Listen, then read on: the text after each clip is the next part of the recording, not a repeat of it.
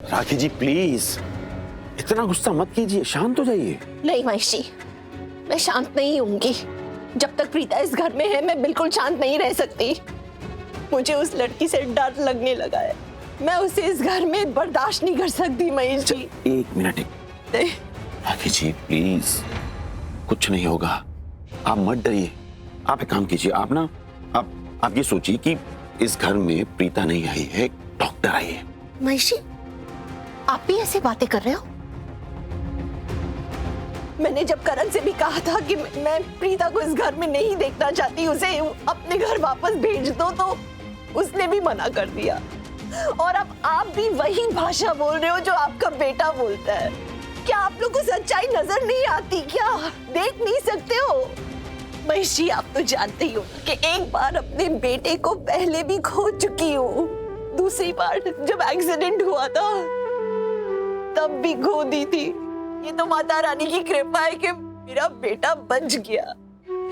अब मैं तीसरी बार अपने बच्चे को नहीं खोना चाहती महेश जी, नहीं खोना चाहती। मेरी भावनाओं को समझने की कोशिश क्यों नहीं करते?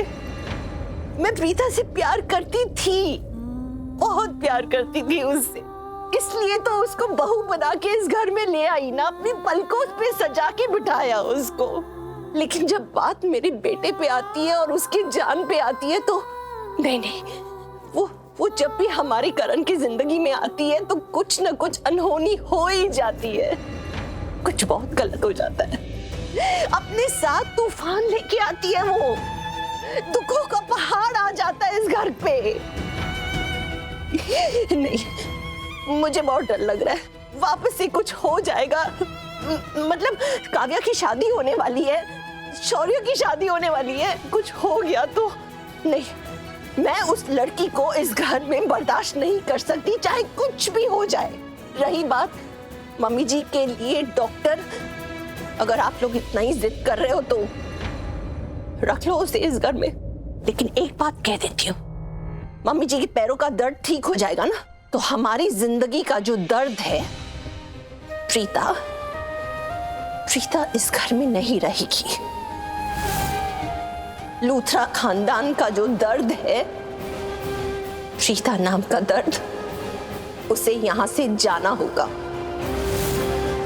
वो इस घर में नहीं रह सकती, मेरे करण के आसपास नहीं रह सकती।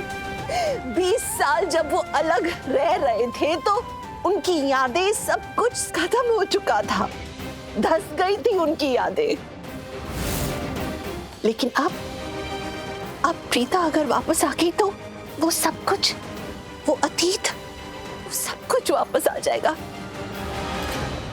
और आप कह रहे हो कि मैं प्रीता को भूल जाऊं? नहीं, वो लड़की मेरे आंखों के सामने जब जब आती है मुझे डर सा लगने लगता है। करीना दी तो मुझे पहले से कह रही थी कि भाभी वो लड़की इस घर के लिए ठीक नहीं है, मनहूस है। लेकिन मैंने करीना दी की बातें कभी मानी नहीं। लेकिन अब लगता है कि दी जो कह रही थी बिल्कुल सही कह रही है।